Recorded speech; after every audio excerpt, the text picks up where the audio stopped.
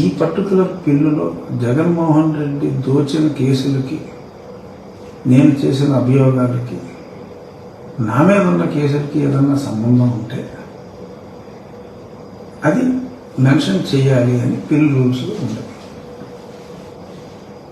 కానీ learned advocate general, అద్భుతమైన English మాట్లాడే లెర్నెడ్ అడ్వకేట్ జనరల్ శ్రీరామ్ గారు ఒక విలువలు కలిగిన వ్యక్తిగా అవసరంలా కాకుండా అన్నీ చెప్పేస్తే బాగుండేది కదా అని చెప్పి వారు అన్నారు.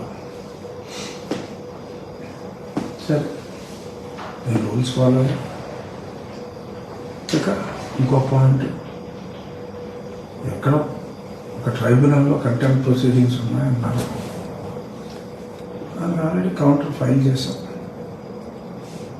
కోర్టులో కంటెంప్ట్ ప్రొసీడింగ్స్ ఉంటే మెన్షన్ చేయాలి, ట్రైబ్యునల్లో కాదు. అండ్ ఈ పర్టికులర్ ట్రైబ్యునల్కి under IBC code the power of contempt, adjudication of the contempt is not given. So అదే చెప్పడం జరిగింది. మరి ఇలా నేను ఎందుకు మాట్లాడుతున్నానంటే, ఎంత స్లోగా స్పష్టంగా లెర్నెడ్ అడ్వకేట్ జనరల్ గారు మాట్లాడుతూ చూసిన తర్వాత అలాగే మాట్లాడాలనిపించింది నాకు కూడా. కాకపోతే ఆయన ఆంగ్లం, నాకు తెలుగు, ఇదే స్టైల్లో ఆయన మాట్లాడారు.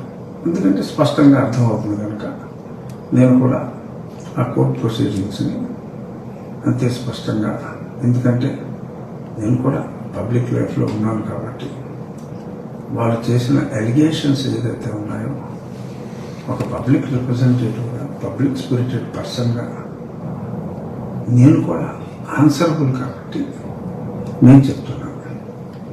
నేను అక్కడ రూల్స్ ప్రకారం ఏమి తూచా తప్పకుండా మెన్షన్ చేయాలో అవన్నీ కూడా తూచా తప్పకుండా మెన్షన్ చేయడం జరిగింది. దీని వలన నాకు ఎటువంటి ప్రతిఫలమో ఆశించి నేను చేయటం లేదు అని చెప్పి నేను అఫిడవిట్లో ఇచ్చాను. దానికి లెర్నెడ్ అడ్వకేట్ జనరల్ శ్రీరామ్ గారు జగన్మోహన్ రెడ్డి గారిని వ్యతిరేకించే వాళ్ళు ఎవరైనా ఉంటే వాళ్ళు ఈయనకి ఓటు వేసే ఛాన్స్ ఉంది కాబట్టి దానివల్ల దీనికి ప్రయోజనం ఆశించే చేసుంటారు అని మరి వారు లెర్నెడ్ అడ్వకేట్ జనరల్గా మాట్లాడటం జరిగింది. అటువంటి ఉద్దేశం నాకు ఏమాత్రం లేదు అని నేను అఫిడవిట్లో స్పష్టంగా పేర్కొనటం జరిగింది. సరే, ఇలా వాద ప్రతివాదనలు అన్నీ సుమారు ఒక 90 నిమిషాలు పైగా విన్న తర్వాత న్యాయస్థానం 4 మార్చ్ అంటే వచ్చే నెల 4వ తారీఖుకి ఈ కేసుని వాయిదా వేయటం జరిగింది. సో 4వ తారీఖు తర్వాత ఇంకా ఆర్గ్యుమెంట్స్ తర్వాత స్పష్టత వస్తుంది. టైం పట్టవచ్చు.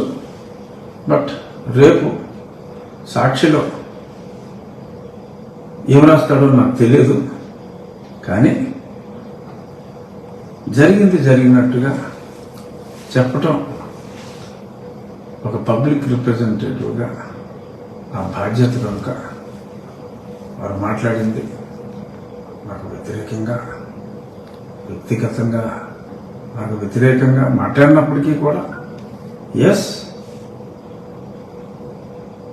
నేను చెప్పవలసిన బాధ్యత ఉంది కాబట్టి నేను స్పష్టంగా అక్కడ జరిగిన సంభాషణ వెర్బాటం ఇది ఆర్గ్యుమెంట్స్ మొదలైన వచ్చే నెల 4వ తారీఖుకి మళ్ళీ ఆర్గ్యుమెంట్స్ ఉంటాయి. నేను ముఖ్యమంత్రి గారిని ఏకవచనంలో మాట్లాడినట్టుగా చెప్పారు. ఎప్పుడైనా పొరపాటున ఎప్పుడు నేను మా ముఖ్యమంత్రి గారనే అంట, గౌరవంగానే మాట్లాడతాను, అందరికీ తెలుసు. ఎప్పుడైనా ఏకవచనం రావచ్చు.